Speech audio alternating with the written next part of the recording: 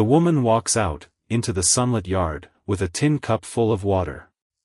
The noise in that yard dies all at once. Arizona Territory, 1876. High noon. Hot enough that the mules stand dead still in their traces, too beaten to swish a tail. There is an Apache man standing there. He has been standing a long while. Hat low, lips cracked, throat as dry as the dust under his boots. Over by the trough, a drifter leans back, grinning. Waiting. Nobody moves. Everybody watches. Behind the counter, a pencil stops halfway, through a number in a debt ledger. Out there, 2 hours ride away, down in a dry wash, somebody has just driven a line of fresh wooden stakes into the ground. Red cloth tied to every one. They run straight toward the water. No one in this yard knows that yet. The woman walks past the grinning man like he is a fence post. Then she holds the cup out. Arizona Territory. 1876, the fourth one was named Hazel. She had a laugh you could hear across a canyon. She had hands that could tan a hide in half the time it took most women. She had a father who owned more horses than any man in 3 bands combined, and every one of those horses was quietly, silently, on offer the moment Tocho said yes. He did not say yes. He said it the way he always said it. Gently. With his eyes down, not up, because looking a good woman in the eye, while you refused her felt like a small cruelty he was not willing to add to the larger one. He said thank you. He said she deserved a man who could give her what she was owed. He said no. And then he walked back to his lodge alone. The way he had walked back 3 years running. Behind him, the matchmakers stood in the dust, with their mouths still open. An old woman named Sipa watched him go. She had watched him refuse the first one too, and the second, and the third, and each time she had told herself the same small comforting lie. Next time. He will say yes next time. She had stopped telling herself that now. For, she said to no one in particular. To the dust. To the sky, which did not answer either. For good women. What is he waiting for? A 5th sun to rise in the east? Nobody had an answer. That was the truth underneath the whole business, the part that made the camp uneasy in a way plain refusal never could have on its own. It wasn't the no that troubled people. Men said no all the time, for all kinds of ordinary reasons. It was the silence sitting underneath every no, thick and unexplained, like a held breath nobody could name the cause of. Word moves fast in a small camp. Faster than a rifle shot. By the time the sun dropped behind the mesa, that same evening, everyone from the youngest boy chasing a dog to the oldest woman grinding corn knew that Tocho had done it again. 4 times now. The chief's own niece. Turned away. A widow known, through 3 bands for her skill, with a needle and a fire. Turned away. A girl whose family could have doubled his herd overnight. Turned away. And now Hazel, who laughed like a canyon, and worked like 2 men. Turned away. The old women clucked. Because that is what old women do, when a good man wastes himself. The young men shook their heads. Because they could not understand turning down what they themselves would have crawled across the desert for. And somewhere, low under all of it, the whispers started. Too proud, some said. Touched by a bad spirit, said others. Broken somewhere nobody can see, said the ones who watched him closest, and said the least. None of them were right. None of them were even close. But Tocho let them believe whatever kept them from asking the real question. Pride was easier to carry than the truth. So he wore it. Like a coat 2 sizes too small, because it is still better than standing there, with nothing on at all. He was 29 years old. He was the finest hunter in the camp, and everyone knew it, and nobody said it to his face, because Tocho was not a man who wanted to hear it. He tracked deer, through country that swallowed other men's trails whole. He had killed things that killed men. He had brought his people, through 2 hard winters, when the game went thin, and the old ones started counting how many mouths they could feed, and how many they couldn't. He was, in every way, that mattered to a band trying to survive, exactly the kind of man you built a future around. Which was the whole problem. Because a man like that was supposed to have sons. A man like that was supposed to have a wife standing in the doorway of his lodge, when he rode back from the hunt, and children running out ahead of her, and an old age waiting for him at the far end of it all, warm and full and surrounded. Tocho had wanted that once. He had wanted it, so badly it had a name. Her name was Tawny. It meant something close to radiant, and if you had known her, you would have understood why her mother chose it. She had a way of walking into a room that made the light in it seem to lean toward her. Not loud. Not showy. Just present, in a way, that made everyone around her a little more present too. Tocho had loved her, since before he understood what loving someone meant. They had been promised to each other, as children, and most such promises come apart with age. Theirs never did. If anything, it grew teeth. By the time Tocho was 26, he had stopped imagining a life that didn't have her in it.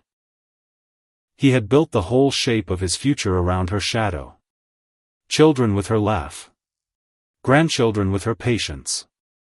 An old man's hands, someday, still reaching for hers across a fire. He was, by his own private admission, the most fortunate man he knew. And then the traders came, through with new goods that autumn. Blankets. Good ones. Thick and warm, and priced low enough that half the camp bought in. Tawny bought one. Tocho told her not to. He didn't know why exactly. Some itch under his skin. Some wrongness in the trader's face he couldn't name. But he told her. Wait, he said. Let someone else use theirs first. Let's see how it wears. She laughed at him. Because that is what you do, when the man you love gets strange, over a blanket. You're worried about wool, she said. Worry about something that matters. He let it go. It was a blanket. Worrying about a blanket felt foolish even, as he did it, and a foolish worry is the easiest kind to swallow. 11 days later, the sickness came, through the camp. It moved quiet at first. One child with a fever. One old man who didn't wake up. Then all at once, everywhere, in every lodge, in every family, a wave nobody had built a wall high enough to stop. It burned through the camp for 3 weeks. It took the very old, and the very young first. And then, because sickness does not follow rules, it took some, who were neither. It took Tawny. Tocho sat with her at the end. He held her hand the way you hold something you are trying, through sheer force of will, to keep from slipping away. He made her promises in that last hour. The kind of promises a young man makes, when he cannot bear the alternative, which is making no promise at all, and simply watching. He told her he would build the life they had planned anyway, somehow, in her memory. He told her he would never stop loving her. He believed both of those things, when he said them. He believed neither of them a week later, standing over the place, where she was buried, because grief does not leave room for belief. Grief leaves room for exactly one thing, and that thing is the desperate, animal need to make sure it never happens again. So he made a different promise. A private one.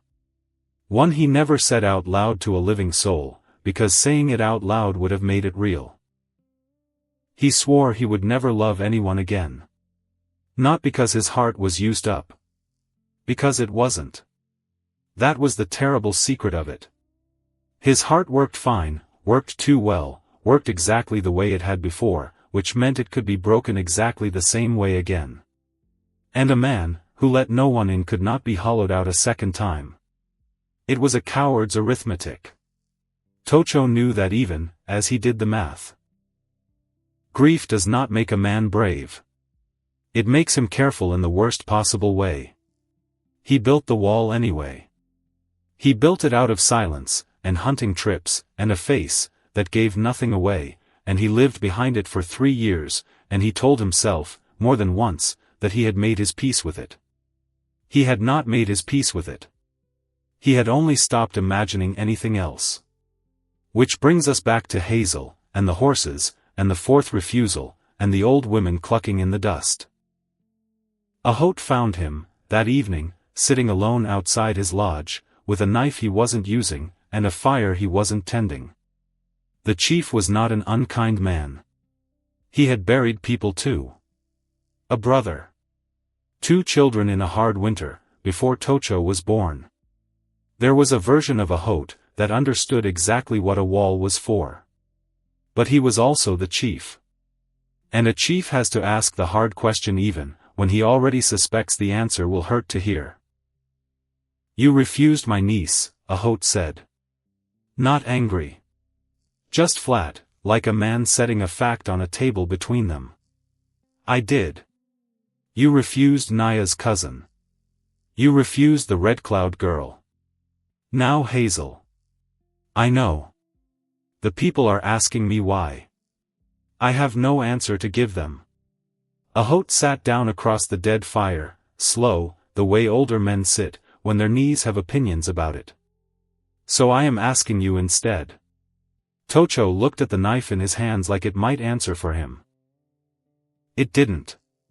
"I don't have one," he said. "Not one I can give.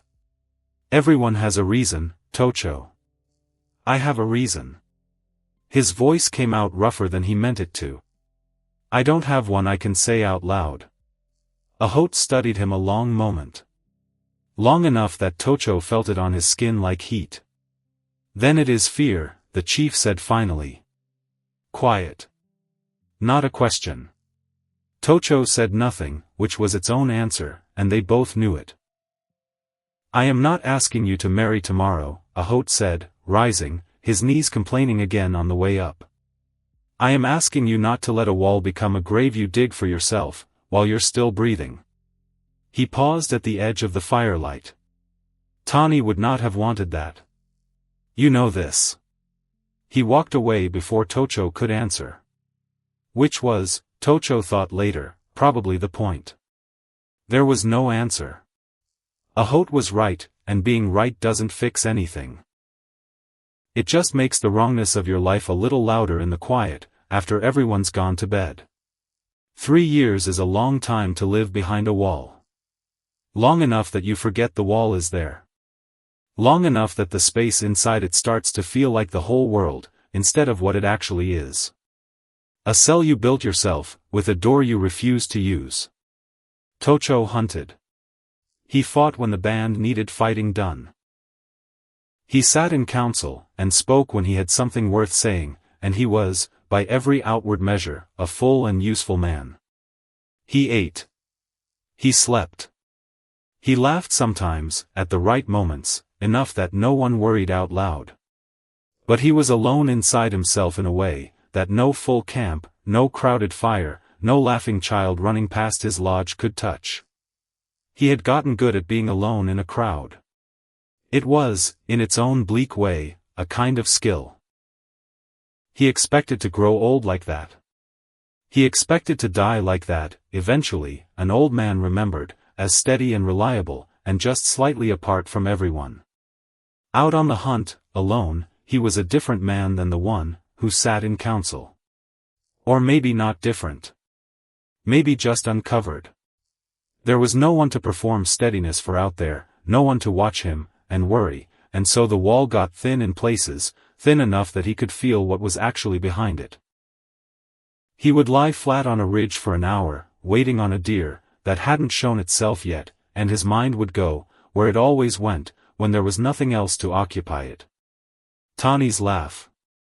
The particular way she used to argue with him about nothing, just to watch his face, when he lost. The blanket. Always, eventually, the blanket. Because if he had only pushed harder, only forbidden it instead of just suggesting, maybe none of the rest of it would have happened at all. He knew that wasn't true. A man's mind does not care what is true at 3 in the morning, or lying still on a ridge, with a rifle across his arms, and nothing to do, but wait and think. Guilt does not need evidence. It only needs an opening, and grief leaves openings everywhere, for years, long after everyone else has stopped expecting you to still be finding them. He always made the kill anyway. Whatever was happening behind the wall, his hands still worked. His eyes still found the shot.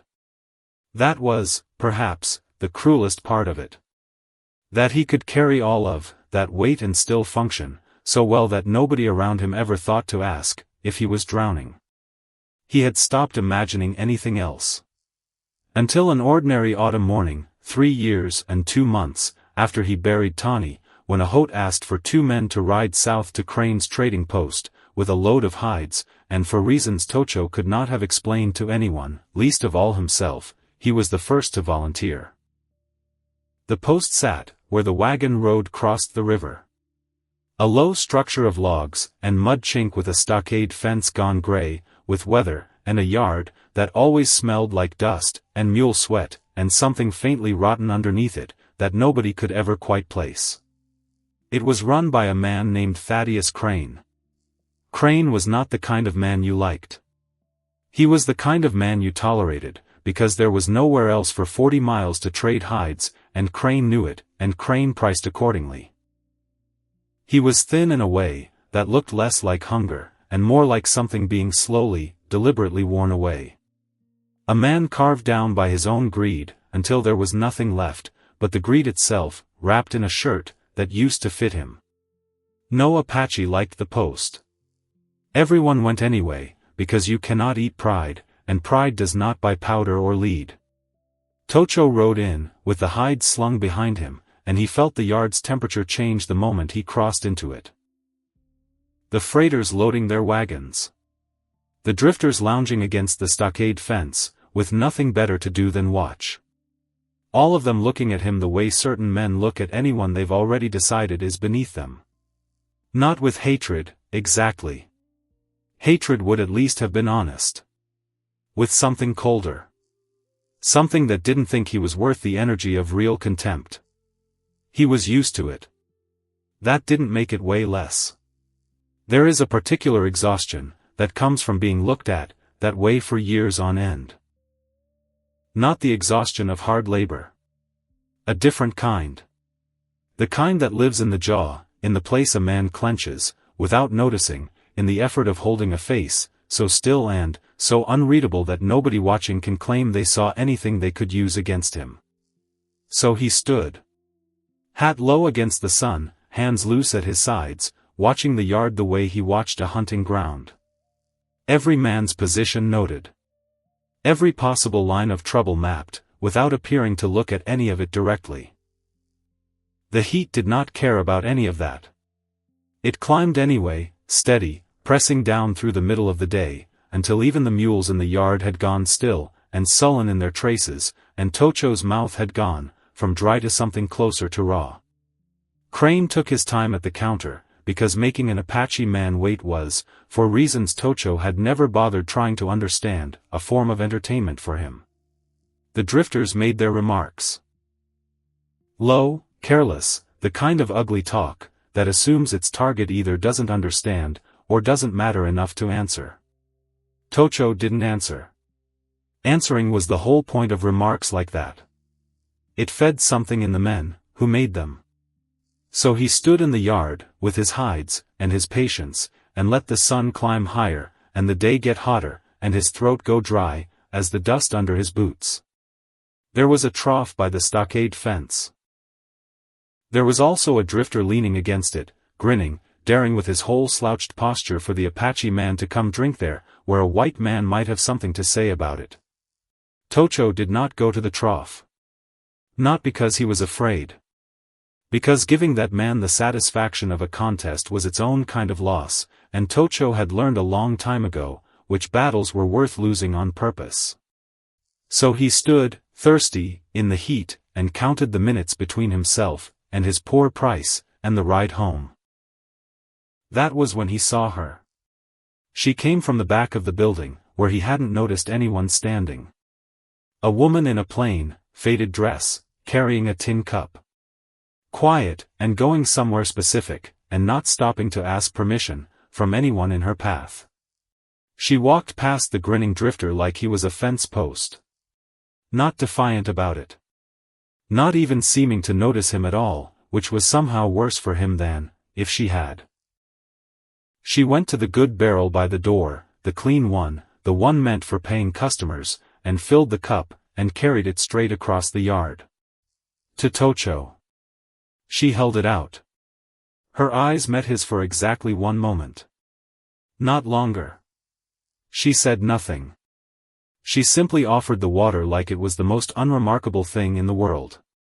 Like there weren't a dozen men watching. Like there was no ugliness thick in the air around them at all. Tocho took the cup. He drank. It was well water. Ordinary. It had come out of the same barrel, as every other cup poured that week. It was, he would think later, the best water he had ever tasted in his life. Because it wasn't the water. It was the manner of it. She hadn't made a show of the kindness. Hadn't done it to spite the drifter, or prove a point, or be seen being good. If she had, Tocho would have understood it immediately, filed it away, as another small performance, forgotten it by the time he crossed the river on his way home. She hadn't performed anything.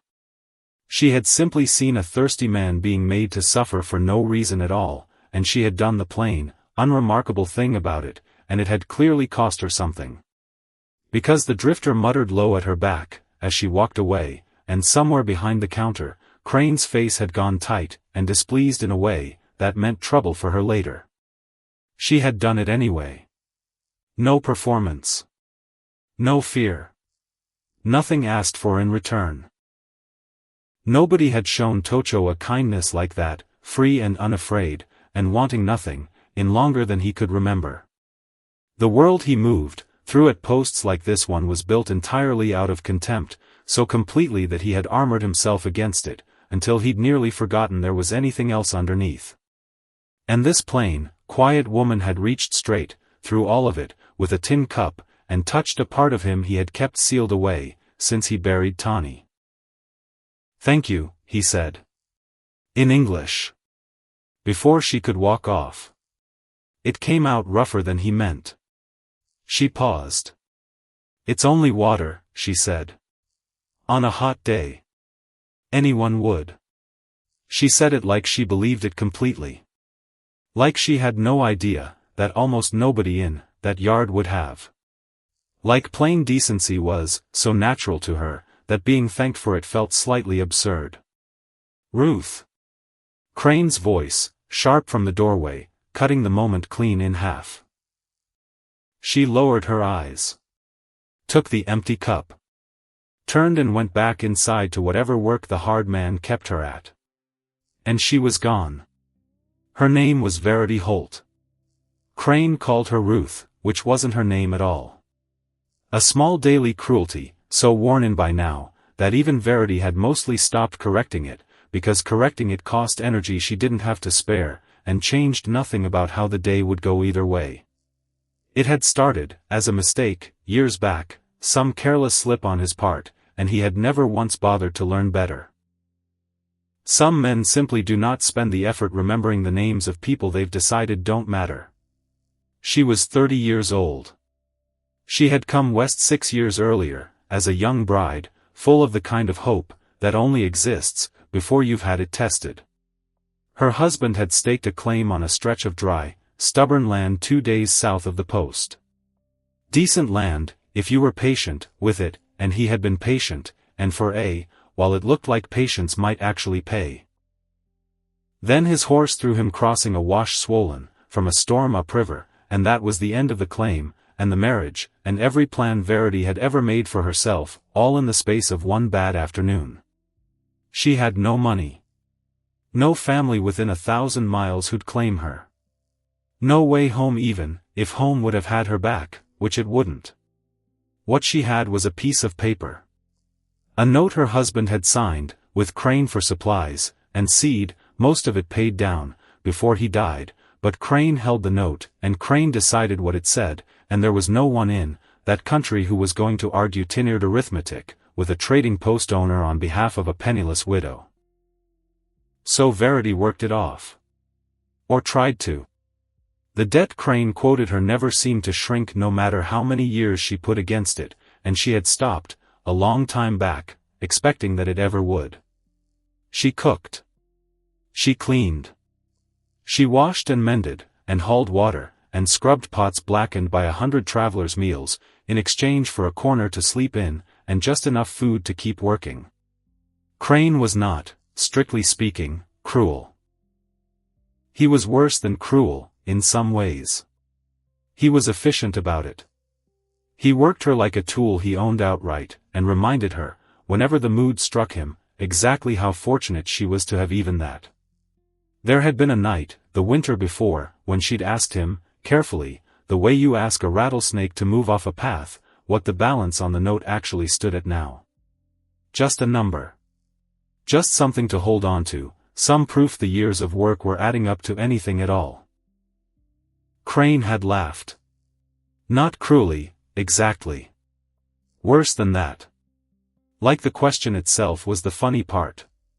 You keep asking me that, he'd said, like it's going somewhere. I only want to know where I stand. You stand right here. He'd gestured at the kitchen, the pots, the whole small world he kept her in. Same as you stood yesterday. Same as tomorrow, most likely. He'd gone back to his ledger, without looking up again. Get some rest, Ruth.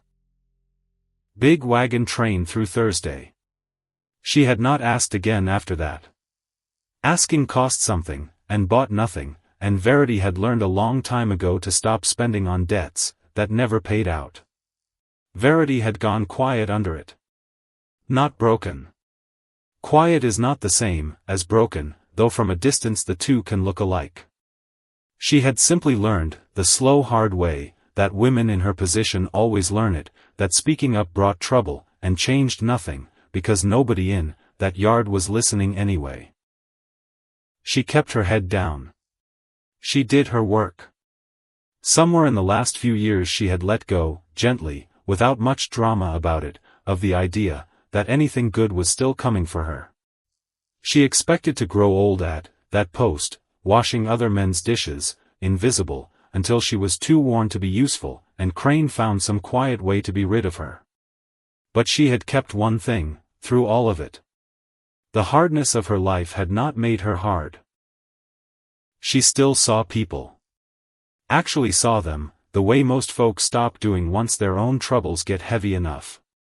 She still couldn't watch someone suffer for nothing, and simply let it happen in front of her.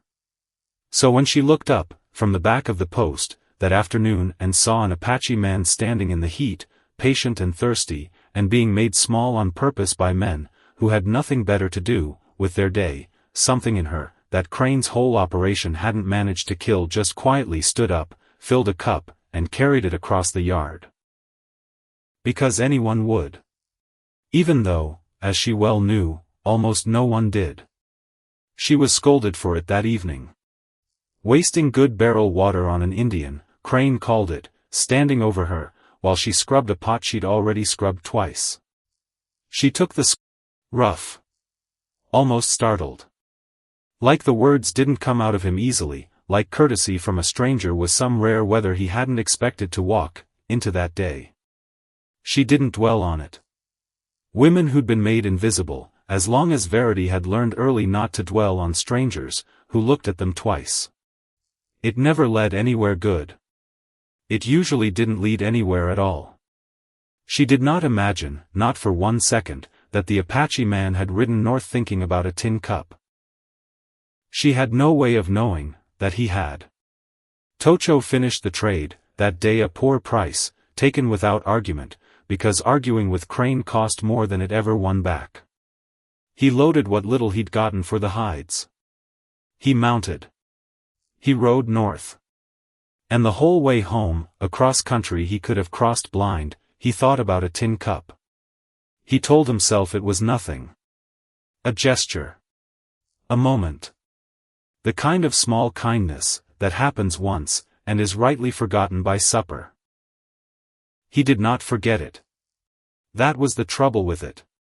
For 3 years he had kept his wall in good repair, checked it daily the way a man checks fence line, after a storm, and now there was a crack in it, hairline thin, and cracks that do not heal on their own. They widen. Water finds them.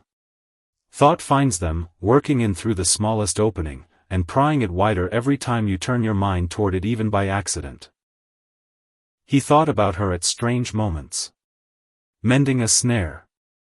Riding the hunt with his mind 200 miles from the deer in front of him.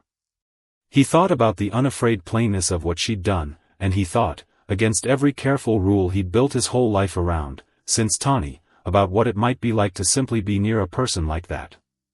It frightened him. Because he knew exactly where that road led.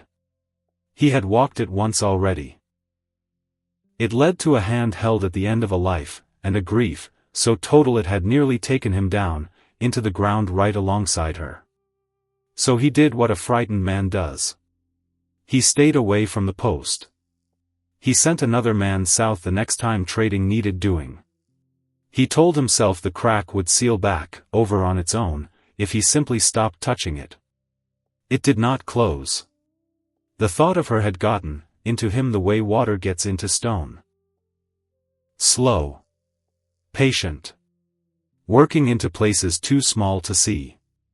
And the harder he tried to freeze it out, the wider the crack ran. 2 months passed like that. 2 months of telling himself nothing was happening, while something, very clearly, was. And on a gray morning near the end of the 2nd month, Tocho found himself saddling his horse, before he had consciously decided to do it. He told himself, right up until he was already riding, that he was only going to trade. Powder. Lead. Nothing more than that. He was honest enough, with himself, somewhere under the excuse, to know exactly what he was really riding toward. A man who had turned away the chief's own niece. A man who had refused a woman, who could have doubled his herd overnight. Riding south to see a servant at a trading post, who had given him 1 cup of water, and never thought of it again. If his people had known, that was the truth of it, they would not have understood. Tocho was not entirely sure he understood it himself. He only knew that the wall had failed. And that for the first time in 3 years, he was not trying to rebuild it. The post came into view over the ridge, same gray stockade, same dust, and Tocho felt his pulse doing something it hadn't done in 3 years the moment the buildings appeared. He found her by the stock pens, and something crossed her face, when she saw him, that she didn't quite manage to smooth away in time. "You came back," she said. Not quite a question. More like she was testing whether the words were true by saying them out loud. "I told myself I wouldn't. And yet. He looked at her a moment longer than the trade required. "I wanted to say thank you properly. Once wasn't enough." She held his gaze, something careful and unreadable behind it, and did not answer right away. Crane's voice barked, from somewhere inside the post, and the moment closed, as fast as it had opened. She turned back toward her work, without another word, and Tocho stood there in the ordinary dust while longer than he needed to, feeling something in his chest, that he did not yet have a name for. He traded what little he'd brought, took the same poor price he always took, and rode north, as the sun dropped low, and orange over the mesa. Somewhere in the 2nd hour of the ride, crossing a dry wash he'd crossed 100 times, without a second thought, he noticed something, that pulled him up short and set the whole rest of the day sideways. Stakes. Wooden survey stakes, driven into the ground along the wash in a straight, deliberate line, with strips of red cloth tied to their tops. The kind of marker white surveyors used. The kind Tocho had seen twice, before in his life, both times right, before a piece of land his people used stopped being available to use. He dismounted. Followed the line of stakes on foot for a 1/4 mile, and then further, because the line didn't stop, where he expected it to. It ran straight toward the spring at 2 Elk Rocks. The spring his own band drew, from every summer, when the smaller waters dried up. The one piece of water in 30 miles, that never failed even in the worst years. He crouched by the nearest stake, and read the faded lettering scratched into a tin tag wired to it. Verity Land and Water Co. He did not know the name. He had never heard it spoken in his life. He would hear it many times, before this was finished. Tocho stood there along, while in the fading light, the stakes running off toward the spring like a fuse laid toward something that hadn't gone off yet, and for the first time in 3 years, the thing crowding his mind wasn't grief, and it wasn't even entirely the woman, with the tin cup. It was a colder, older feeling. The one a man gets, when he understands, all at once, that a danger he thought was small has just shown him how much larger it actually is. He rode the rest of the way home in the dark, turning it all over. A woman who had cracked his wall, without meaning to. And a line of red-tagged stakes, that meant somebody, somewhere, had already decided his people's water belonged to them. He did not, yet know how the two things connected. He would. He went straight to Ahot's lodge. Did not wait for morning. Ahot was awake. Ahot was often awake at that hour, the privilege and curse of a man, whose sleep had gotten thinner, with every year of leading people, who depended on him. "You look like a man, who found something he didn't want to find," Ahot said, before Tocho had even finished sitting down. "Stakes. At the wash below 2 Elk Rocks. Red cloth tied on. Running straight toward the spring." Ahot went still in the particular way he went still, when something mattered more than his face was willing to show right away. Whose stakes? There was a name on a tag. Verity. Verity Land and Water Company. Tocho watched the words land, watched for recognition, found none. "You don't know it." "No. Neither do I." "Then it's new." Ahot's jaw worked once, twice, the only sign of how hard he was working to keep his voice level. "New men. New paper. Same old hunger. The spring never fails," Tocho said. "Not in the driest year. If a man wanted to force us off this land, without firing a single shot, he would not need to fire one." Ahot finished it for him, quiet, because they both already understood exactly how the rest of that sentence went. A people cannot be starved off land by wolves, or weather half, as fast as they can be starved off it by thirst. Take the water, and you do not need soldiers.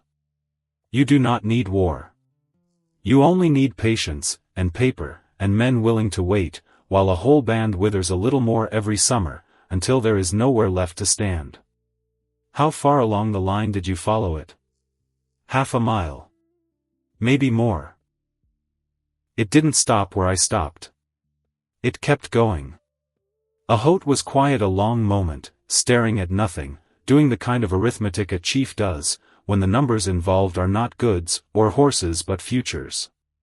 How many winters the band could survive, without that spring? How many families would have to scatter to find water elsewhere? How much of what his own father and grandfather had held onto through worse dangers than this might come apart under something as ordinary and bloodless as a line of wooden stakes? "I will send Ochoa south in the morning," he said finally. Quietly. "Find out who this Verity is. Where his money comes from. What paper he thinks he's holding, and whether anyone in the territory office would agree with him if it came to that. I can go." "No." Ahot's eyes came up sharp. "You just came from that direction. A second trip inside a week, and men who are watching that post will start wondering why an Apache rider keeps finding reasons to be there." Tocho said nothing to that.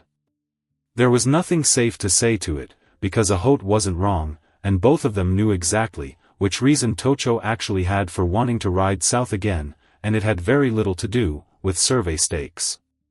Ahot studied him a moment longer, something almost gentle moving behind the worry in his face. Whatever this is, Tocho. The stakes, and whatever else is pulling you back to that post. I think, before the snow comes, you will find they are not two separate troubles. What makes you say that? Because trouble rarely travels alone in this country, the old chief said. It comes in herds. Like everything else worth watching for. He rose, slow, the conversation closing the way it always closed, with a hoot. Not with an answer, but with something to carry, until the next one arrived. Get some sleep, he said. Whatever is coming, it is not coming tomorrow. But it is coming. Tocho walked back to his own lodge under a sky gone fully dark now, stars thick overhead, and he found that his mind, for once, would not settle on Tawny, or the wall, or 3 wasted years of careful arithmetic. It settled instead on 2 things, turning over and over against each other like stones in a fast current. A woman with a tin cup, who had cracked something open in him he'd thought was sealed for good. And a line of red-tagged stakes, running straight and patient toward the one water, that had never once failed his people, driven into the ground by a man, whose name he had never heard, before that afternoon, and would not stop hearing again for a long time after. He did not, yet know which of those 2 things would cost him more, before the year was out. He was about to find out they were, in fact, the same trouble wearing 2 different faces. Ochoa came back 9 days later, and he came back tired in a way that had nothing to do with the riding. He sat by a Holt's fire, with dust still on him, still on his boots, still in the creases of his hands, and for a long moment he didn't say anything at all. Which told Tocho more than words would have. A scout who has good news says it fast. A scout who has bad news lets the fire crackle while first, like he's still deciding how much of it you can carry. Tell it, a Holt said. Not unkindly. Just done waiting. Verity is real, Ochoa said. Real paper. Real money. Not some drifter, with a wagon of stakes, and a big mouth. How real? Real enough that the land office in the territory capital knows his name. Real enough that he's bought 2 other water rights this year alone, north of here, and both times the people using that water were gone, within the season. Ochoa's jaw worked once. He doesn't use soldiers. He doesn't need to. He uses paper, and patience, and men he hires, who don't wear uniforms, but carry themselves like they used to. Tocho felt something go cold, and still behind his ribs. How many men? 6 that I counted. Maybe more I didn't. And the spring? His paper says the wash belongs to him. All the way to the rocks. Ochoa spat into the fire, which was, from him, close to a curse. He is waiting on something, before he moves further. I don't know what. A Holt stared into the flames a long while, and when he spoke again his voice had the flat, careful sound of a man doing arithmetic he did not want to be doing. He is waiting to see if we leave on our own. Quietly. Before he has to spend money making us. And if we don't? Then he spends the money, a Holt said. One way. Or another. There's more, Ochoa said, and something in his voice made both of them go still. I asked around the capital. Careful, the way you told me.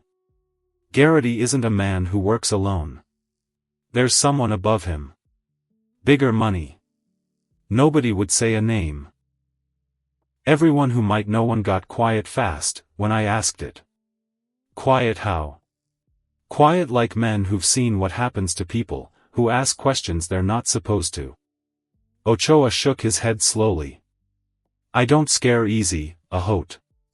You know that about me. But I rode faster coming home than I did going out. Tocho felt the cold settle deeper. So this isn't one man's greed.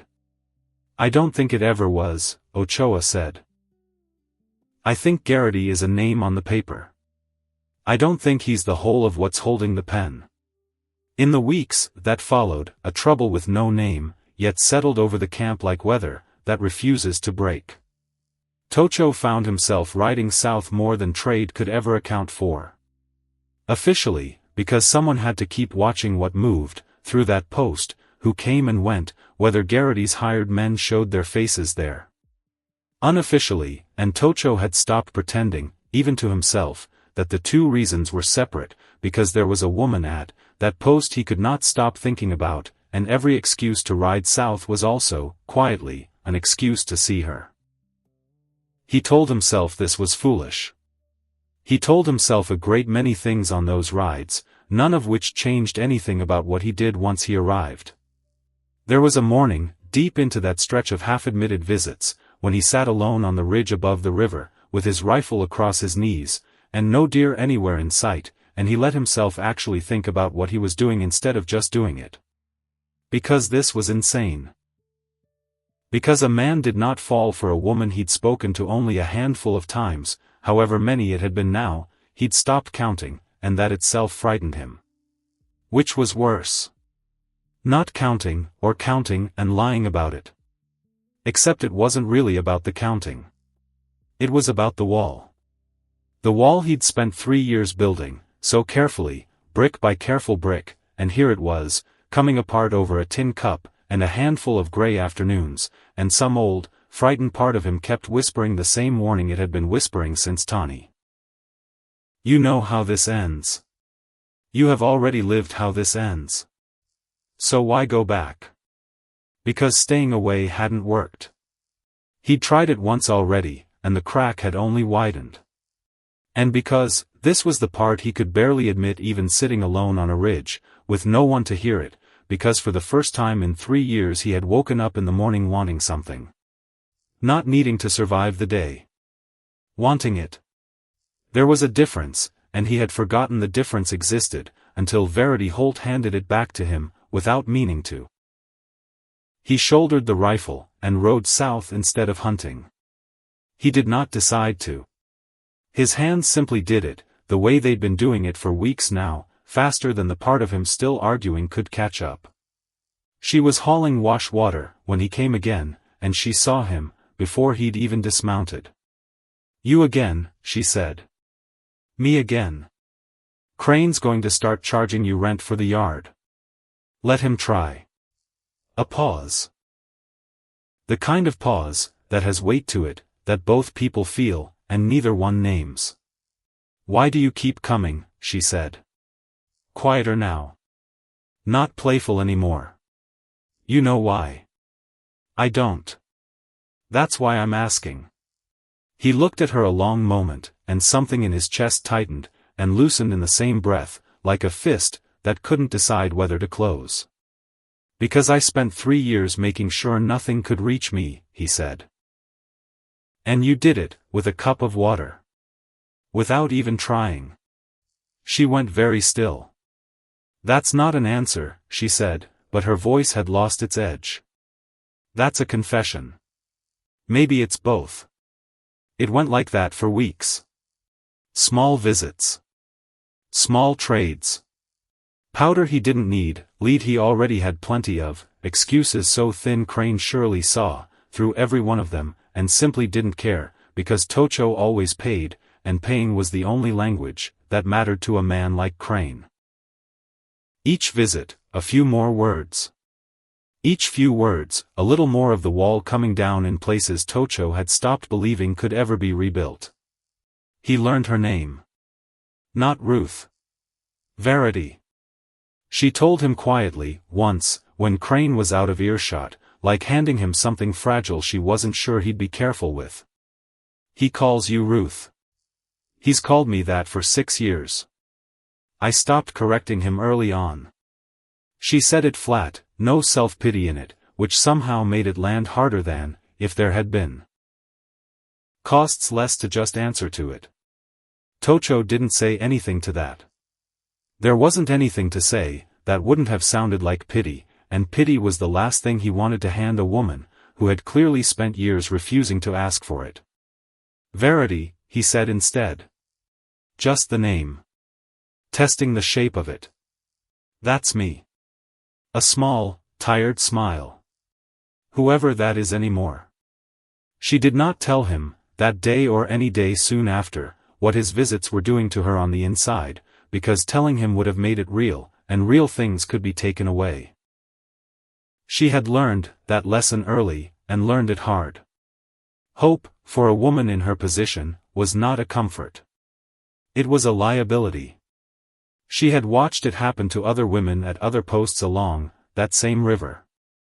A kind word, from a passing man, a promise made easy, because it cost the man nothing to make it, and then months later the same woman standing in a doorway, with nothing but the wreckage of believing someone. Verity had promised herself, quietly, years ago, that she would not be one of those women again. Expect nothing. Want nothing out loud. It was the only armor available to someone, with no money, and no family, and no way to walk off in any direction, that led somewhere better. So when Tocho kept returning, and the visits stopped feeling like accidents, and started feeling like something he was choosing on purpose, some old, careful part of her wanted to shut the door, before it opened any further. She did not shut it. That frightened her more than anything else about the whole business. Not that he kept coming. That she kept letting him. He learned, in pieces, over several visits, the shape of what was actually keeping her there. Because it wasn't loyalty. And it wasn't lack of anywhere else to go, not entirely. It was a piece of paper. My husband owed Crane for supplies, she said one afternoon, low, quick, the words of someone who has learned to say hard things fast, before her nerve runs out. Before he died. Most of it was paid down. Nearly all of it, by my counting. By your counting. I'm not allowed to see the ledger. A short, bitter breath, not quite a laugh. Funny thing about a debt you're not allowed to check the math on. It never seems to get smaller. Something in Tocho went very quiet, and very cold, the same cold he had felt listening to Ochoa describe survey stakes running toward the spring. Two different threats. Same shape underneath. Paper used as a leash on people, who had no way to argue with it. How much does he say you owe? Enough that I'll be an old woman, before it's paid. If it's ever meant to be paid at all. She looked at him then, steady, and there was something almost daring in it, like she expected him to flinch first, the way most men eventually did once a woman's troubles turned out to be heavier than they'd bargained for at the start. Don't, she said, before he could speak. Don't say anything that sounds like a promise. I've had enough of those, from men who meant them for exactly, as long as it was easy. I wasn't going to promise anything. Good. A pause. What were you going to say? That I don't think the debt is real. She went still. What? I've traded with men who cheat, Tocho said. For years. I know the shape of a fair debt, and the shape of one built to never close.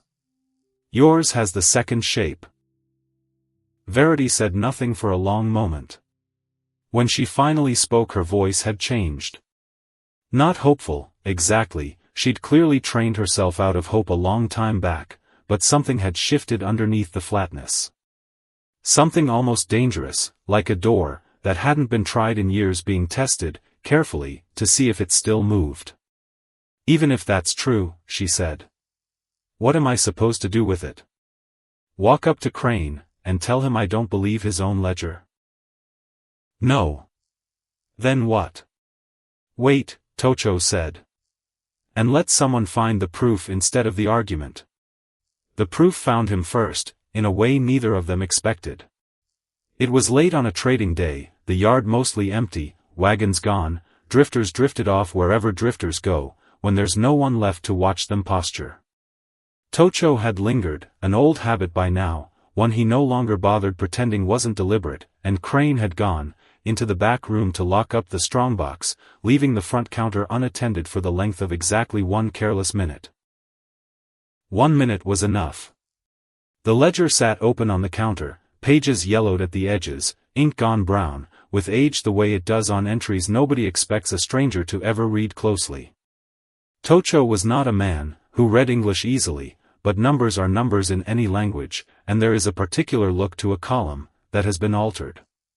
Figures crowded closer together, where a real number was scratched out, and a larger one written in its place, ink a shade darker, where it had been added, after the fact, the pen pressed harder in places, where a man's hand had not been entirely steady, while he did it. He counted the rows with his eyes, slow. 6 years of entries. 6 years of numbers, that only ever climbed, month after month, a debt that should have been shrinking, with every season of unpaid labor, and instead kept finding new reasons to grow. Somewhere in the back room, he heard the strongbox latch shut. Footsteps, coming back. He did not touch the ledger. He stepped back, from the counter, unhurried, no sudden movement, nothing that would tell it he'd noticed it at all, and by the time Crane came back, through the doorway, Tocho was standing exactly where he'd been standing before, examining a coil of rope like it was the only thing on his mind. Crane didn't suspect a thing. Which was, in its own way, the most unsettling part of the whole encounter. That a man could keep something so damning in plain sight, because he had simply never imagined anyone would think to look. He did not need to touch it. He did not need to. He understood, later, 3 miles down the road, mind circling it, over and over the way a man circles something he saw for 1 second, and needs to be sure he actually saw. Because if it was true, if Crane really had been padding a dead man's debt for 6 years to keep a widow working for nothing, then this was not simple cruelty anymore. This was a man protecting something. And men do not protect small things that carefully. So the question stopped being why is Crane doing this? It became who is Crane doing this for? The answer arrived on its own, a few days later, in the shape of 2 riders nobody at the post recognized, dressed too well for the country, horses too fine for men, who worked with their hands. Tocho watched them, from the tree line above the wash, close enough to see, too far to hear, and he watched Crane come out to meet them like a dog comes out to meet an owner it's afraid of. Head down, shoulders drawn in, every motion smaller than it needed to be. One of the riders did most of the talking. Tocho couldn't make out words at that distance, only the shape of the conversation. The rider leaning in, Crane nodding fast, too fast, the particular rhythm of a man being told something he didn't like, and didn't dare argue with. Before they rode off, the rider handed Crane something. A folded paper. Crane stood in the yard along, while after they'd gone, just holding it, and even from the tree line, even at that distance, Tocho could see something in the way the man's shoulders had dropped, that hadn't been there before. Fear looks the same on any man's back. Tocho had seen it enough times to know it on sight. He rode home, with all of it turning over in him. The ledger. The riders. The paper. The fear on Crane's shoulders. And he brought every piece of it to a Holt, that same night, laying it out fact by fact, no embellishment. A Holt listened without interrupting, which was, from him, its own kind of alarm. When Tocho finished, the old chief sat quiet a long moment, staring at nothing. Crane is not the danger, a Holt said finally. I know. Crane is a rope. Somebody else is pulling it. A Holt's eyes came up, sharp. And a rope pulled hard enough will do things a man wouldn't do on his own. Remember that, Tocho, before you spend your anger on him. Save it for the hand doing the pulling. Verity. Verity. A Holt said the name like it tasted bad. 2 water rights bought this year already. Ochoa said the people using them were gone, within the season. He shook his head, slow. This is not a man asking us to leave. This is a man, who has done this before, and knows exactly how it ends, and is simply waiting for us to catch up to what he already knows. Then we don't wait. No, a Holt agreed. We don't. The council met a few nights later, and it did not go the way councils usually went in, that camp, orderly, patient, everyone waiting their turn to speak. This one had heat in it, from the first words. There were those who wanted to fight outright, young men mostly, men who had grown up hearing stories of land taken, and wanted, for once, to be the ones who didn't let it happen quietly. There were those who wanted to move the camp entirely, find water elsewhere, before Verity's paper turned into Verity's men. And there were those, older, who simply sat, with their hands folded, and said nothing, because they had lived through enough of this particular story already to know that none of the endings were good ones. An older man named Delche spoke, slow, his voice carrying the particular weight of someone who has buried more of this kind of trouble than he cares to count. I have seen paper win against rifles, before, he said. I have seen it win against everything. A man cannot shoot a signature. He can only shoot the men standing near it, and then there are soldiers, and then there is nothing left to argue over at all. He looked around the lodge. I am not saying do nothing. I am saying do the thing that does not end with our children burying us faster than we'd have gone otherwise. Then what do you suggest, old man? Tazba's voice, sharp, impatient. Wait? Watch the stakes creep closer every week, and do nothing but wait? I did not say do nothing. I said do the smart thing instead of the fast one. Delche's eyes didn't waver. There is a difference, boy, that you will understand better in 20 years than you do tonight. We fight, said Tazba, standing before he'd been asked to. We drive off whoever comes near that spring. And when soldiers come asking why an army of white men's hired guns went missing near Apache land? Ahot's voice was calm, but it cut through the room anyway. You would trade a slow danger for a fast one. That is not courage, Tazba. That is impatience wearing courage's clothes. Then we run. Where? Ahot said. Just the one word, flat, and it landed harder than any argument could have, because everyone in that lodge already knew the honest answer was nowhere good. The room went quiet. It was in that quiet that Ahot said the thing nobody expected him to say. I have not told this to anyone in this camp, the old chief said, and something in his voice had changed. Slower now, rougher at the edges, the voice of a man reaching for something he'd buried a long time ago, and finding the ground harder to dig than he remembered. When I was young. Younger than Tocho is now. There was a woman outside our people. From a ranching family some distance south. He paused. I loved her the way you love something only once in a life, if you're fortunate, and only sometimes even then. Nobody moved. Nobody breathed loud enough to be heard. My father was chief before me. He told me what marrying her would cost. The ties it would break, the alliances it would weaken, the season the band could not afford to spend on anyone's happiness, but the whole camp's survival. Ahot's hands, folded in his lap, had gone very still. He was not wrong. That is the terrible part of it. He was not wrong, and I let him be right, and I gave her up for the good of people, who never knew her name, and never will. What happened to her? Tocho asked. Quiet.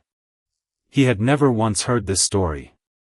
She married a rancher some years later. A good man, I am told. She had children. A long life. Ahot's mouth did something that wasn't quite a smile. I became chief. I have led this band through droughts and sickness and wars I did not want. I have done, I believe, some good with the years I was given. He looked up, and his eyes found Tocho's directly. And I have never once stopped wondering what the other life would have looked like. Not with regret exactly. With something quieter than regret. Something that just never fully goes away. He let that sit a moment. I tell you this, he said, not so you pity an old man's ledger of what might have been. I tell you, because I watched a young man refuse 4 good matches for reasons nobody understood, and I did not understand it either, until I watched him ride south again, and again to a trading post for a woman, with nothing to offer this camp but herself. He shook his head slowly. I will not be the father, who tells his son to give that up for the sake of convenience. Not twice in one family's story. I did that once already, to myself, and I have carried the weight of it ever since. He turned back to the room, to the divided, restless faces waiting on him. We will not run, he said, his voice finding its chief's weight again. And we will not throw the first blow, because the first blow is exactly what Verity is waiting for. An excuse, on paper, to bring soldiers down on all of us instead of just buying us out quietly. We will do the harder thing. We will find the proof that his claim on that spring is built the same way Crane's ledger was built. Rotten underneath, however clean it looks on top. And we will use it the way water uses stone. Slow. Patient. Until the thing that looked unmovable simply isn't anymore. It should have stayed that patient. It did not stay patient for long. Because whatever pressure the two well-dressed riders had put on Crane, it did not ease off, after they rode away. It got worse. Tocho could see it every time he came south now. Crane thinner somehow, even than before, his hands quicker to shake, his temper shorter, with everyone, and worst of all, shortest with Verity. She started wearing it. Not bruises, not yet, but the particular exhaustion of a person absorbing someone else's panic every single day, because there is nowhere else in the building for that panic to go. He's different, she told Tocho, low, on a gray afternoon, with Crane occupied inside. Worse than usual. Something's got its hand around his throat, and he's taking it out on whoever's closest. You, Tocho said. Not a question. Me. She didn't dress it up. I broke a crock yesterday. An accident. He went at me like I'd burned the whole post down. Something in Tocho went very still, and very dangerous. The particular stillness of a man deciding, in real time, exactly how much longer he was willing to watch this happen, from a distance. Verity. Don't. She said it fast, already knowing where his voice was headed. Don't do anything that gets you shot in this yard. That doesn't fix anything. It just gets one more grave dug, and I've had enough of those in my life already, thank you. I'm not going to let him hurt you. You're not here every day. Her voice cracked, just slightly, the first real crack he'd heard in it, since the day she'd handed him that cup of water like it was nothing. I am. So don't make promises about a place you only visit. He had no answer for that. It was true, and truth doesn't care how much a man wants to argue with it. He came back a few days later anyway, because staying away had never once worked, and he'd stopped pretending it might. The yard was wrong the moment he rode in. He felt it before he understood it. The particular silence of a place holding its breath, wagon stopped mid-load, a drifter by the fence watching the main building instead of watching Tocho for once, which told him whatever was happening inside mattered more than the usual sport of staring down an Apache rider. He heard Crane's voice first. Raised. Ugly. Then he heard the sound that stopped him from thinking at all. The flat, wet crack of a hand meeting flesh, and Verity's voice, cut short, and Crane's voice rising again, over it, something about a broken crock, about ungrateful, about 6 years of feeding a mouth that couldn't even hold a plate steady. Tocho was off his horse, before he'd decided to be. He crossed the yard faster than he'd crossed anything in years, and he came around the corner of the building in time to see Crane's hand raised a second time, Verity's arm up to block it, her face already turning away from the blow she expected. It never landed. Tocho caught Crane's wrist mid-swing. Held it. Did not strike him. Some cold, clear part of his mind, even through the fury, remembering exactly what a bruise on a white trader's face would cost the whole camp, if it came from an Apache hand. He simply held the wrist, hard, until Crane's face went from red to white to something close to gray. You will not touch her again, Tocho said. Quiet. Which was worse, somehow, than shouting would have been. Get your hands off me. Crane's voice cracked halfway through the sentence.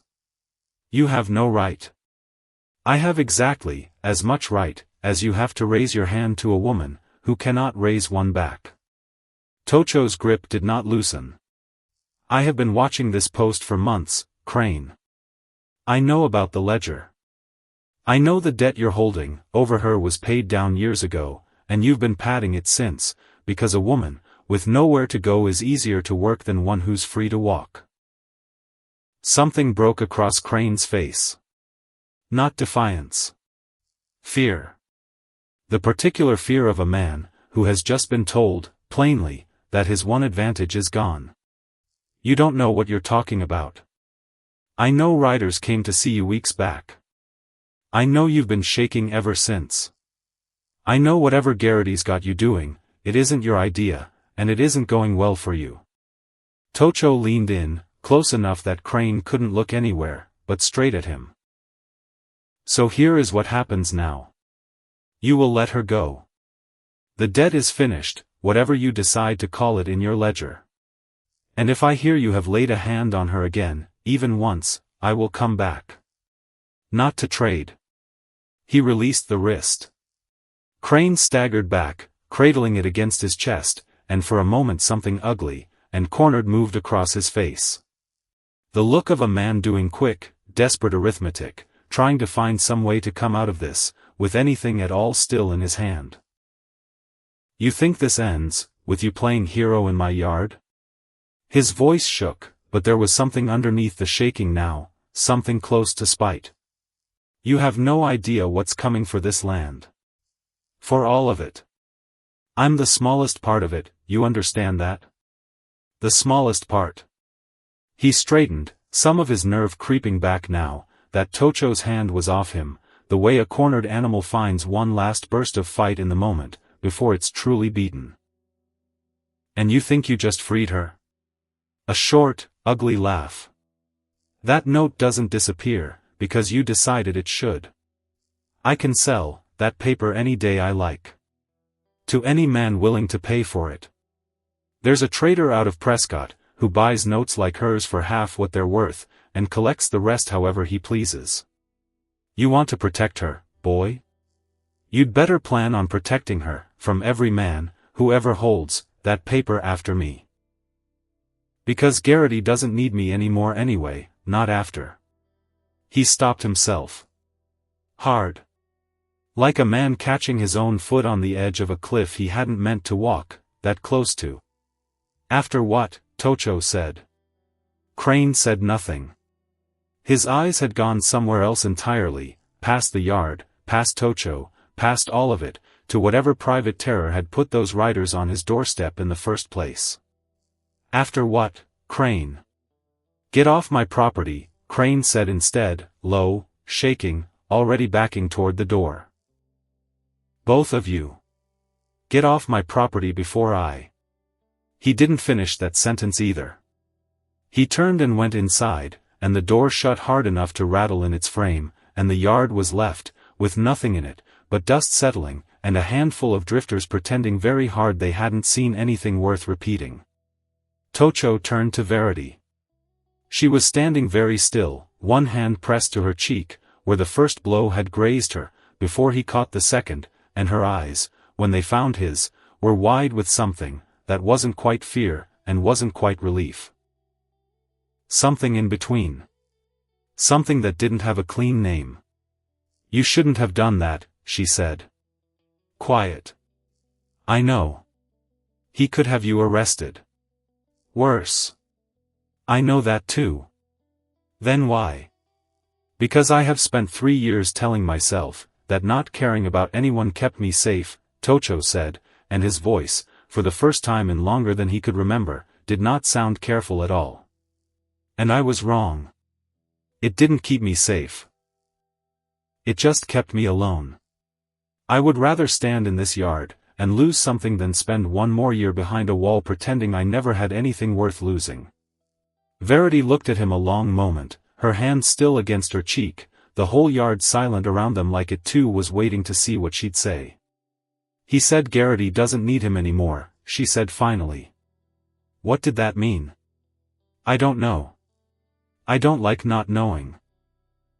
"Neither do I." Tocho looked toward the shut door, toward whatever fear was curled up behind it, gray-faced and cornered, and dangerous precisely, because it had nothing left to lose. "But I think we're about to find out. And I don't think it's going to be small." She was quiet a moment, still holding her cheek, still watching the door like it might open again at any second. "You should go," she said finally. "Before he finds his nerve back, and decides to send for someone. I'm not leaving you here. You have to. Today, anyway." Her voice was steadier now than it had any right to be, given everything. "If you stay, it becomes a fight about you being here. If you go, it stays a fight about him. Let it stay his fight to lose." Tocho hated the sense in that. He hated it precisely, because it was sound, the kind of clear-headed thinking, that came from a woman, who had spent 6 years learning to survive men exactly like Crane by outthinking them instead of outfighting them. "I'll come back," he said. "I know you will." The ghost of a smile, tired but real. "That's rather the problem, isn't it?" He rode north, with the sun already dropping, the weight of everything he'd learned, that day pressing harder on him, with every mile. The ledger. The writers. The deadline Crane had nearly named, and then swallowed back. And underneath all of it, quieter but no less insistent, the memory of her hand against her cheek, and the particular, dangerous calm that had settled over him the moment he'd caught Crane's wrist. He had told himself for 3 years, that caring about no one kept him safe. He understood now, with a clarity, that felt almost violent in how completely it had arrived, that it had only ever kept him useless. A man who cared about nothing could not be moved to act on anyone's behalf. He had spent 3 years being safe, and small and entirely beside the point. He did not intend to spend a 4th year that way. He thought of a Holt story, from the council fire, of a young chief, who had let a father's caution decide his whole life for him, and had carried the shape of that missing life quietly ever since, never once complaining, never once fully letting it go either. He did not want that kind of ledger for himself. Not the kind you carry in silence for years on end, adding entries nobody else ever sees, until the weight of what might have been outweighs everything you actually built instead. Whatever this cost him, Crane's threats, Verity's paper, whatever fear was folded up small in that back room waiting to grow larger, he would rather pay it now, plainly, than owe it quietly for the rest of his life. Behind that door, in the dim of the back room, Thaddeus Crane sat, with his shaking hands pressed flat against the counter, staring at the folded paper the writers had left him weeks before. He had not shown it to a single soul. Not to Verity, not to the drifters, who drank at his counter, and gossiped about everything under the sun, not even to the wife he wrote to twice a year in Missouri, and never quite told the truth to about how badly this post had gone.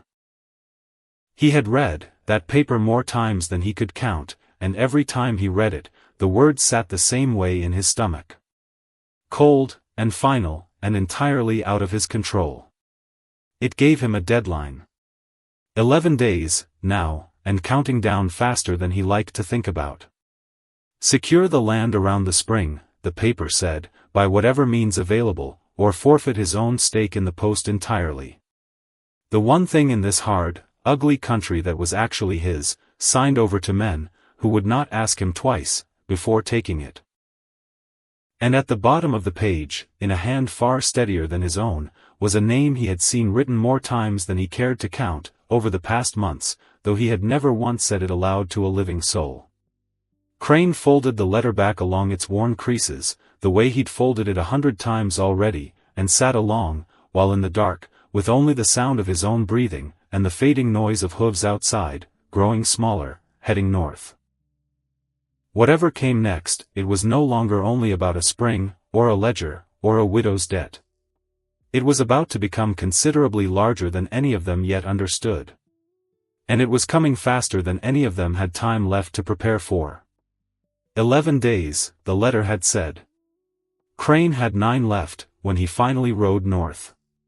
He came alone, no wagon, no goods to trade, which told Tocho something was wrong, before the man had even climbed down off his horse. Crane did not ride to Apache land. Crane had never once, in 6 years of running that post, come looking for anyone. He waited. He let the world come to him, because waiting was cheaper, and safer and required nothing of him but patience. He was not waiting anymore. His horse was lathered, when he arrived, ridden harder than the distance called for, and his face had the particular gray look of a man, who has not slept properly in longer than he'd admit out loud. He dismounted stiffly, and for a moment he simply stood there in the dust of a camp he had spent 6 years quietly despising, looking, for the first time Tocho could remember, entirely without the armor he usually wore. "I need to talk to your chief," Crane said, standing in the dust outside a Holt's lodge, hat in his hands, looking smaller than Tocho had ever seen him look. "And I need you to hear it too. Both of you. Because I don't think I've got the nerve to say this twice." He told it fast, the way a man confesses something he's been carrying too long. Words tumbling out of order, doubling back, correcting themselves. Verity's paper. The writers. The deadline.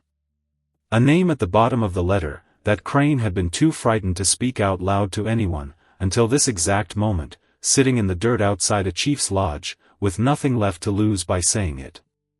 "Wexford," Crane said. "Delmar Wexford. Out of the Territorial Land Office itself. Verity's just the man who rides the horse. Wexford's the one holding the reins." His hands shook around the brim of his hat. "He's the one who signs off on every claim that gets filed in this whole territory. Which means if Verity files a claim, there's no office left to appeal to. Wexford is the appeal." Holt's face had gone very still. "And you know this how?" "Because I've been carrying letters between them for months. Because I was told what would happen to my post, and to me, if I didn't. I've seen that name written more times than I can count. I never once said it out loud, until just now." Crane's voice cracked on the last word. "I'm not a brave man, Holt. I never claimed to be. But I'm done being the rope they pull. I'd rather burn the whole thing down than keep being the one holding it steady, while they do." "Why come to us?" Tocho said. "Why not run?" "Because I've watched you two now, up close, more than I ever wanted to." Crane looked between them, something raw and exhausted in his face. "You didn't burn my post down, when you had the right to. You didn't put a knife in me, when I had it coming. I don't understand men like that. I've spent my whole life around men, who take what they can get, however they can get it, because that's just how the world works."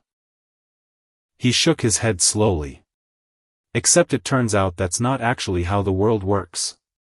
It's just how men like Verity and Wexford have gotten used to it working. And I'd like to be on the other side of that, just once, before I die." Holt studied him a long time. Long enough that Crane started sweating in a way the morning cool didn't explain. "What do you have?" the chief said finally. "Not words. Proof." Crane reached into his coat, hand still unsteady, and drew out a bundle wrapped in oilcloth. He held it out like it might bite him. "The ledger," he said. "Every altered entry, going back 6 years, in my own hand, which any honest clerk can match against my other writing, and know it's mine. And this." He drew out a second paper, worn soft at the folds, from being read too many times. The letter. Wexford's own signature at the bottom. His own words, laying out exactly how the land office plans to approve Verity's survey, without ever sending a man out here to check whether it's true. Tocho took the letter first. Turned it over. Even reading slowly, even sounding out the English word by careful word, he understood enough of it, within a few lines to feel the cold certainty settle into his chest. This says the spring already belongs to Verity, he said. On paper. Before any survey was ever done. Because no survey was ever going to be done, Crane said. Wexford signs it as done. Nobody checks. Nobody ever checks, out here. That's the whole scheme. Paper says what paper says, and paper is the only law that reaches this far into the territory. Holt took both documents from Tocho's hands and studied them himself, slow, his mouth set in a hard line. There is a captain at the fort east of here, he said at last. Holloway. He does not love us. But he loves paper even less than he loves us, when the paper turns out to be a lie told at his own government's expense. A false survey filed to cheat federal land out, from under a registered water agreement, that is not simply cruelty to my people, Crane. That is fraud against the very office Wexford claims to serve. Men have hanged for less, in the right courtroom, in front of the right officer. You'd take this to the army? Crane looked between them, something close to hope breaking across his exhausted face for the first time. Not fight them? Fighting them is what they are waiting for, Holt said. It gives them soldiers to point at us instead of paper to point at them. We will not give them that. He folded the documents carefully, deliberately, the way a man folds something he intends to use, as a weapon later, precisely, without wasted motion. We will give them something they cannot argue with instead. The truth, written in their own hand, held up in front of enough witnesses, that no amount of money can make it quietly disappear afterward. It took 4 days to arrange. 4 days of quiet writers carrying quiet messages, to the fort, to Ochoa's contacts in the capital, to 2 other traders along the river, who had their own reasons, it turned out, to distrust anything, with Verity's name attached to it. Word came back, from Captain Holloway on the 3rd day, terse and unimpressed, the way army correspondence always sounded to Tocho's ear. He would attend. He made no promises beyond that. He wanted to see the paper himself, before he decided, whose side, if anyone's, he intended to be on. That was enough. That was, Holt said, exactly as much, as they had any right to expect, from a man, who owed them nothing. Which left one more piece to settle, before any of it could happen. Because Verity's deadline came due in 5 days. And somebody had to make sure Verity showed up to meet it in person, at the post, in front of witnesses, instead of simply sending hired men in the dark to do quieter, uglier work while the paperwork sorted itself out later. That somebody, they all understood, without needing to say it out loud, was going to have to be Tocho. He rode south a final time, before it all came to a head, and this ride felt different, from every one before it. Not the careful, half-guilty rides of a man telling himself he was only there to trade, and not even the reckless ride of the day he'd caught Crane's wrist mid-swing. This ride felt like walking toward something, with his eyes open, which was, he was beginning to understand, an entirely different kind of frightening than walking toward something blind. Verity was waiting in the yard, before he'd even dismounted, which meant either she'd been watching for him, or the whole post had learned to watch for the sound of his horse by now. Possibly both. You look like a man about to do something foolish, she said. Probably. That's not reassuring. It's not meant to be. He swung down, and for a moment neither of them said anything, just stood there in the ordinary dust of an ordinary afternoon like the whole territory wasn't about to come down around them in a matter of days. Verity's coming here. To collect on the deadline in person or send men who will. Either way, I need him to find witnesses waiting instead of an empty yard. And you're going to be one of them. I'm going to be standing right, where he expects to find a beaten man he can push around. Something hard moved behind Tocho's eyes. He's going to find something else instead. Verity's jaw tightened. You could get shot standing in this yard being something else, Tocho. I could. He said it plainly, no bravado in it, because there wasn't any left in him to spare, only the flat, clear-eyed calculation of a man, who has already decided the risk is worth taking, and doesn't see the use in pretending otherwise. I've spent 3 years being careful, and calling it living. I'm not doing that again. Not for Verity. Not for anyone. She looked at him a long moment, something fierce and frightened both moving across her face at once. Then I'm standing in this yard too, she said. Don't argue with me about it. I've earned the right to stand in my own yard, when it matters. He didn't argue with her about it. Verity arrived on the 5th day, exactly on time, which Tocho would later think was almost admirable in its own cold way. A man precise enough about his cruelty to keep a punctual schedule for it. He came with 4 riders, not 6, which meant somebody was already thinning his ranks, before the trouble had even properly started. Men who'd heard enough rumor along the river to decide this particular job wasn't worth whatever they were being paid. Verity himself rode a horse too fine for the country, dressed in a coat that had never once seen real weather, and he wore the particular, untroubled confidence of a man who had done this exact thing in exactly this way more times than he could be bothered to count. He pulled up in the yard, and looked around at what was waiting for him, and something in his easy confidence flickered, just slightly, at the size of the gathering. A Holt. Ochoa. A dozen more, from the band, standing quiet and unarmed, and entirely unmoved by the 4 riders at Verity's back. 2 other traders, from up the river, men Verity clearly recognized, and had not expected to see standing on this particular side of the yard. Crane, pale but upright, no longer looking like a man about to bolt. Verity, standing beside Tocho, chin up, not hiding at all. And, dismounting from a fresh horse at the edge of the yard, unhurried, a blue uniform catching the afternoon light in a way that made Verity's jaw visibly tighten, Captain Holloway. This is a private matter, Verity said, recovering fast, his voice smooth in the particular way of a man used to talking his way past anything. Between myself and a debtor.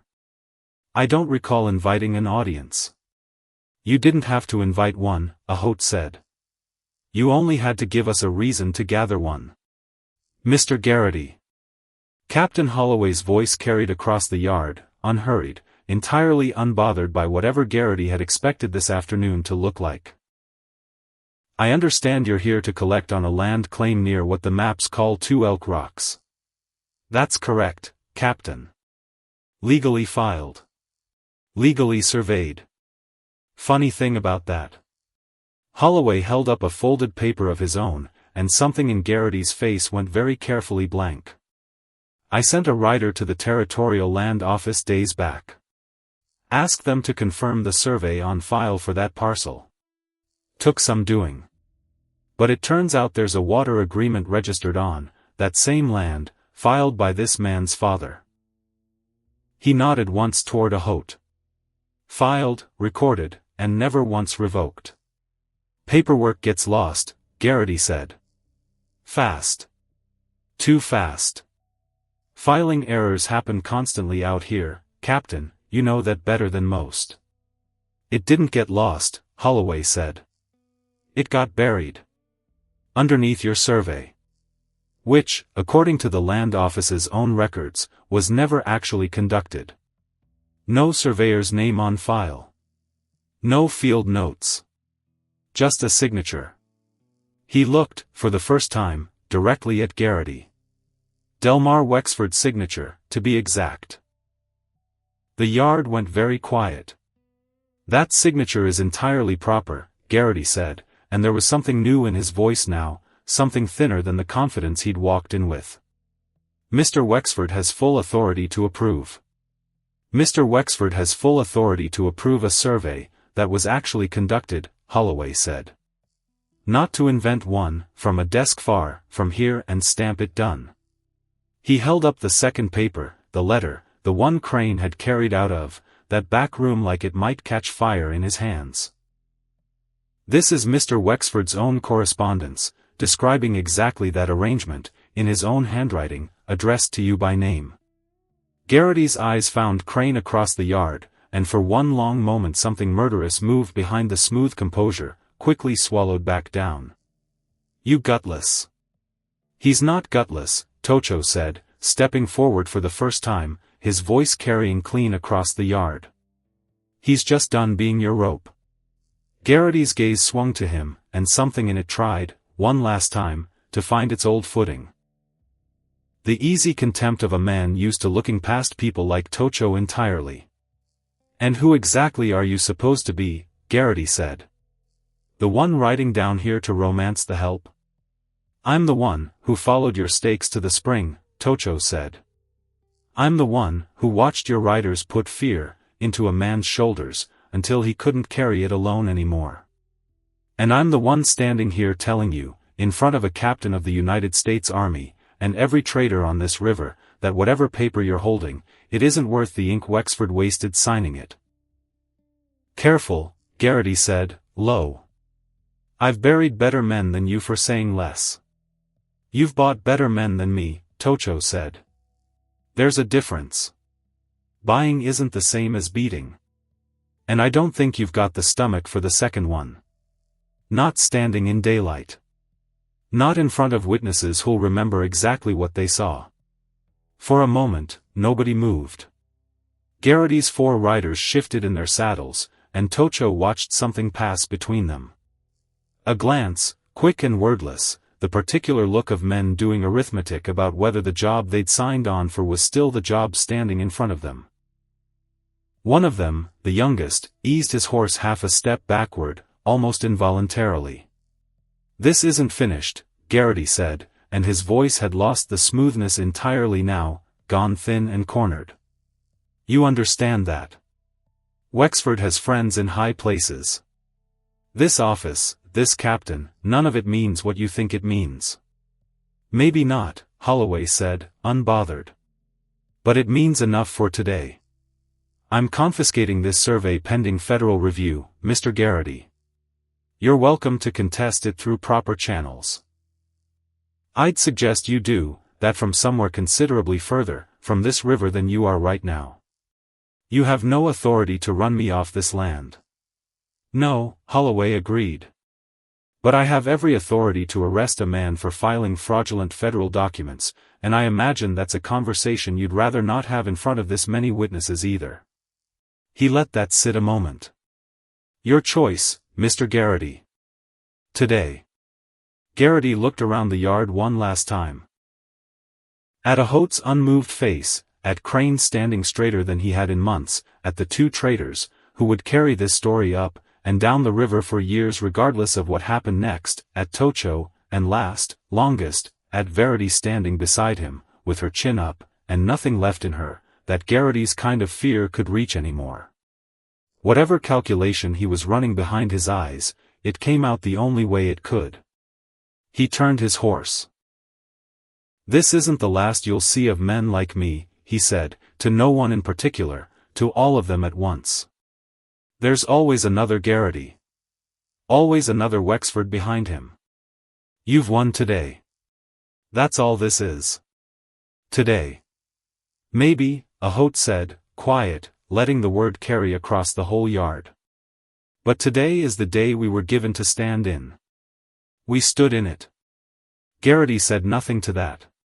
He rode out, with his 4 remaining men trailing behind him, none of them looking back, and the dust of their leaving hung in the afternoon light along, while after the sound of hooves had faded. Captain Holloway watched them go, unhurried, and then turned to Holt, with something almost like respect in his weathered face. "I'll file my report tonight. It won't be the end of it, not entirely. Men like Wexford don't disappear, because one survey falls apart under them. But it buys you time, and it buys you standing, and out here that's very often the whole of what a man can hope to win in a single afternoon." "It is enough," Holt said. "We did not expect the whole war won in one yard. Only this one battle." Holloway nodded once, mounted, and rode east, without further ceremony.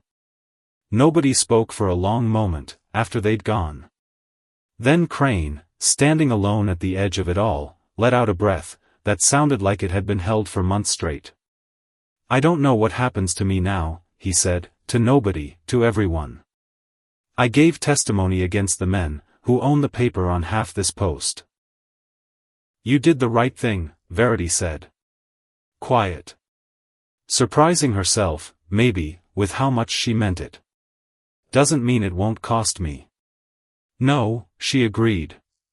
It probably will. A pause. Most right things do. It was later, that same evening, the yard mostly emptied, the captain and his men gone east again, that Tocho finally turned to the one piece of business he'd been carrying, unfinished, for longer than he wanted to admit. He found Verity by the good water barrel, the same one, he realized, the exact barrel she'd drawn, from that first afternoon, a whole lifetime ago now. I have something for Crane, he said. Before I say anything else. Crane looked up, from where he sat, exhausted, on an overturned crate. The debt, Tocho said.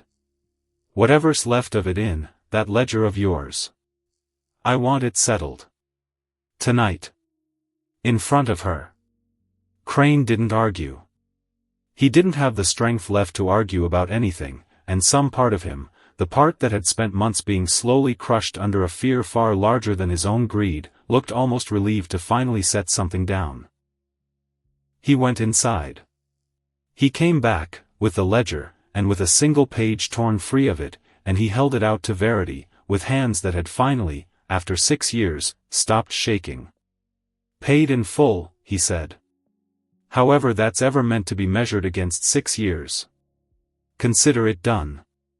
Verity took the page. Held it a long moment, looking at years of her own life reduced to a column of numbers a man had lied about to keep her working for nothing. Then she walked to the fire pit, and without a word, without ceremony, she fed it to the flames. Tocho watched the paper curl, and blacken and disappear, and something settled in his chest, that felt, for the first time in longer than he could measure, like the absence of weight rather than the presence of it. Verity. She turned.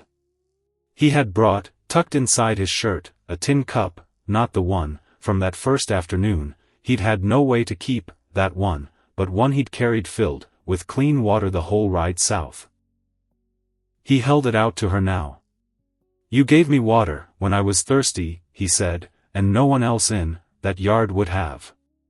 You did it, without fear, like it was nothing, and it cracked something in me, that had stood shut for 3 years. His voice, usually so careful, so measured, came rougher now than he'd meant it to. I'm giving it back. Not the water. What the water meant. Someone who sees you. Someone who stands between you and the cold. Verity's hands were not steady, when she took the cup. I am asking you, Tocho said, to leave this post. To come north with me. To be my wife, and never wash another man's dishes to pay off a lie. You refused 4 women of your own people, Verity said, her voice unsteady, echoing words she'd clearly been carrying, unspoken, for longer than she'd let herself admit. Women who could have brought your band horses, and ties, and honor. And you're asking me. Because every one of them was a door I was too afraid to open, Tocho said. And you were a cup of water I didn't know I was dying of thirst for. She drank. And then she said yes. She left that post the following morning, with nothing but the faded dress on her back, and an old tin cup pressed carefully, into a saddlebag, and if Crane felt anything watching her go, regret, relief, the particular grief of a man losing the only person who'd ever quietly kept him decent despite himself, he didn't say it out loud. He only stood in the yard while after they'd ridden out of sight, alone with a post, that had cost him nearly everything to hold on to, wondering, perhaps for the first time in years, whether holding on to it had ever actually been worth the price. The camp did not welcome her all at once. Holt had warned Tocho of exactly that, months before, and the old chief had not been wrong about a single word of it. There were those in the band, who never fully softened, old wounds, old losses at the hands of settlers, who looked like her, wounds that a single act of kindness, from one woman could not simply erase, and Tocho did not expect it to. He had not brought Verity home expecting instant welcome. He had brought her home, because the alternative was a life spent behind a wall, and he was done with that particular kind of safety. The winter that followed was hard, the way the first winter always is. Verity earned her place the only way she knew how, one quiet day at a time. The same slow patient decency, that had first carried a cup of water across a hostile yard now carried her, through 100 smaller tests nobody officially set for her, but everyone was quietly watching regardless. She nursed a sick child, through a fever, that frightened even the camp's most experienced healer, sitting up 3 straight nights, without complaint, without once mentioning afterward how frightened she herself had been. She gave away half her own share of dried meat during the hardest stretch of that winter to a widow, with more children than food, and said nothing about it to anyone, and would have denied it entirely, if anyone had asked. She learned the language slowly, badly at first, patiently always, laughing at her own mistakes in a way that disarmed even the coldest of the old women watching her struggle through it. There was an afternoon, deep in that winter, when a hunting party came back empty-handed, after 3 cold days out, and the whole camp felt the particular tightening that comes with knowing food will be shorter than usual before spring. Verity said nothing that evening. She simply went, from lodge to lodge the next morning, with what little she had left of her own stores, quietly, without announcement. By the time anyone realized what she'd done, half the camp already knew, and none of them had heard it from her. And bit by bit, not all at once, never all at once, but steadily, in ways too small to point to on any single day, the camp that had not wanted her began, quietly, to want her after all. It was Sipa, of all people, who came around last, and came around hardest. She had been the loudest voice against the match, from the very beginning, louder even than Holt's early caution, louder than any of the young men who'd grumbled about ties, and horses lost. She had watched Tocho ride home, with a white widow at his side, and something old, and grieving in her had simply refused, for months, to soften toward it. It was Tocho, who finally understood why, and understanding it changed the whole shape of what came after. She was Tani's mother, Holt told him one evening, quiet, near the end of that first hard winter, when Tocho finally asked why the old woman's resistance had run so much deeper than anyone else's. Tocho went very still. I didn't know. You were young when Tani died. Grief makes a man forget to ask questions he should have asked.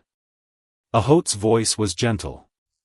Sipa buried her only daughter, and watched the man her daughter loved wall himself off, from the whole world afterward. And then she watched that same man ride home, finally, with someone else. He shook his head slowly. It was never really about you, and Verity, Tocho.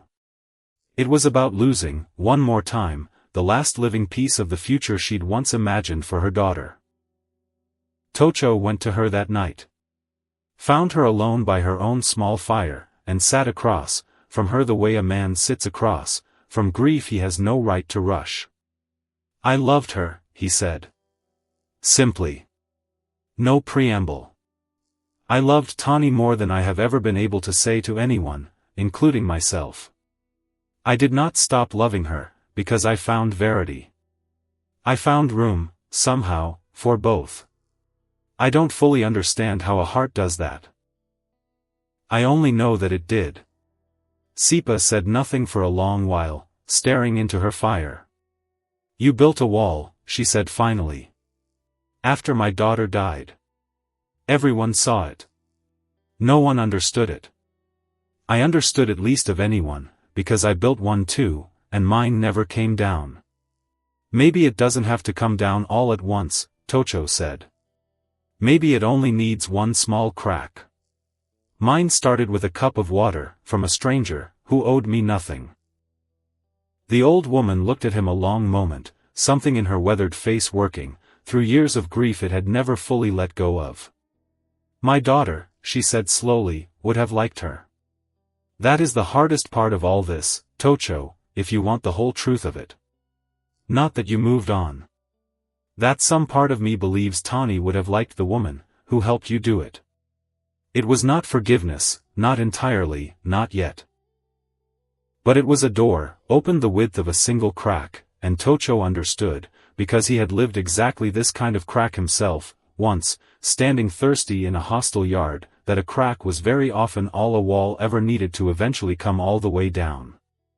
There was one more piece to the story, that Tocho did not learn, until much later, on a quiet evening the following spring, when Holt finally told it to him whole.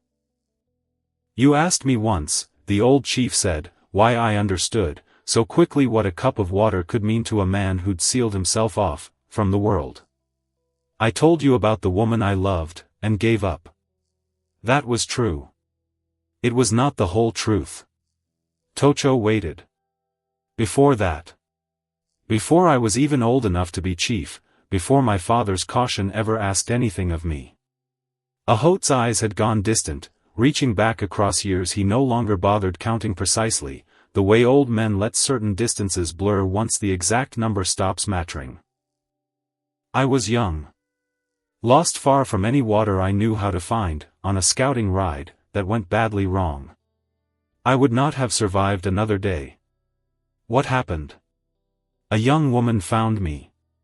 From a neighboring band, someone I had never met, someone with no reason on earth to spend her own water on a stranger stumbling half-dead, through her family's territory." Holt's voice had gone soft, with the memory.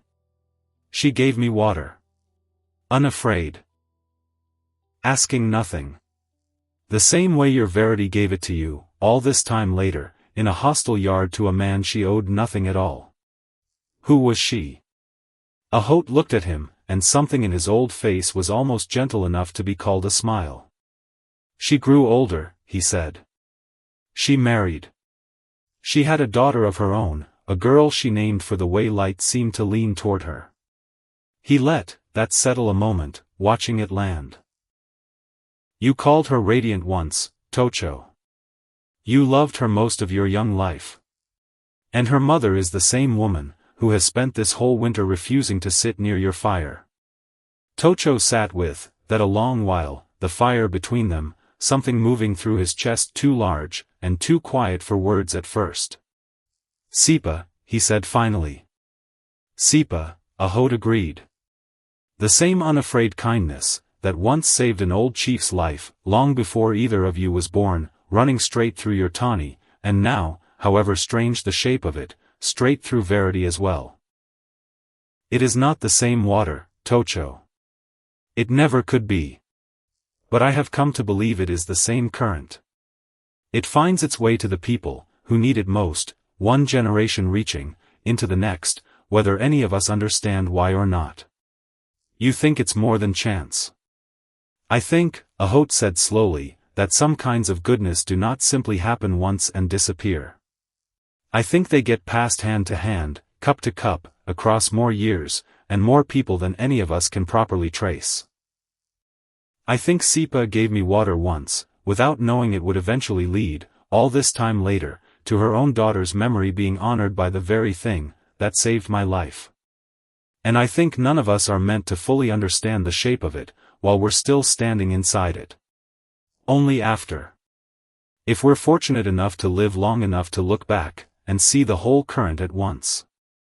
Tocho sat with that a long while after Holt had finished, the fire burning low between them, and he found himself thinking not of Verity, or Wexford, or any of the danger that had so recently passed through their lives, but simply of a tin cup, passed hand to hand across years he would never fully see the whole length of, doing exactly what water has always done in this hard country. Finding the driest places. Reaching them anyway. Years passed the way years do in a life finally lived instead of merely survived. Tocho and Verity built a life neither of them had let themselves imagine on the day a cup of water first passed between them across a hostile yard. A life with hard winters, and good ones, with a camp that came, slowly and then all at once, to simply think of Verity as one of their own rather than as a stranger they'd chosen to allow in. Sipa held their first child, within an hour of the birth, weeping in a way she would have denied to anyone who asked, and from that day forward there was no one in the whole camp who fought harder for Verity's place among them than the old woman, who had once been the very last to accept it. The tin cup Verity had carried north in a saddlebag stayed with them the whole of their lives, kept always on a shelf, where the light caught it in the evenings, worn smooth at the rim, from years of careful handling. Their daughter was 11 years old the first time she finally asked about it, tracing the old dents in the metal, with one careful finger, the way children do, when they sense a story is hiding inside an ordinary object, and have finally worked up the nerve to go looking for it. "Why do you keep it?" she asked. "It's just an old cup." Verity looked at it a long moment, the way she always did, when the question came, and then she looked at Tocho, who was watching her, with the same soft, unhurried patience he had carried, since the very first afternoon she'd handed a thirsty stranger a drink of water, and thought nothing more of it. "A hot day," Verity said. "A thirsty man. A yard full of people, who wouldn't lift a hand to help him." She turned the cup gently in her daughter's small hands. "I only gave him water. That's all?" "That's all it ever needs to be," Verity said. "The smallest kindness, given freely, with no thought of what it might bring back. It is the most powerful thing in this world, if you let it be. It found your father, when he needed it most. It found your grandmother's mother, long before either of us was born, on a night she never spoke of, until she was ready. And someday, if you're paying attention, it will find you too, exactly when you need it, in a shape you never would have guessed to look for." Their daughter held the old cup along, while in the evening light, turning it over slowly in her hands, careful with it the way children get careful, with things once they understand a story is living inside them. "Will you tell me the rest sometime?" she asked. "All of it. Not just the water part." "Someday," Verity said. "When you're old enough to carry all of it instead of just the part that fits in your hands." Outside the lodge, the whole camp settled into the particular quiet of a life that had, against every fear that once stood in its way, finally been allowed to simply continue. A quiet built, cup by cup, kindness by unremarkable kindness, out of exactly the kind of ordinary courage that never makes it into any history written by the men who mistake paper for power. It was, Tocho thought, watching his daughter set the old tin cup carefully back on its shelf, precisely the kind of ending he had once been too afraid to imagine for himself. Not because it was grand. Because it was simply, finally, his.